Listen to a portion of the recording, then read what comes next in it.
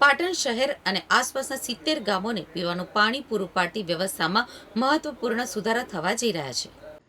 Narmada water resource પાણી પુરવઠા અને કલ્પસર વિભાગે ₹4.50 કરોડનો વિસ્તૃત પ્રોજેક્ટ રિપોર્ટ તૈયાર કરી સરકારને સુપરત કર્યો છે.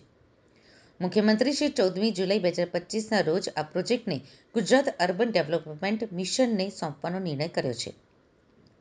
હાલમાં પદ્મનાથ ચોકડીથી ખુલ્લી કેનાલ મારફતે સિદ્દી સરોવરમાં પાણી પહોંચે છે.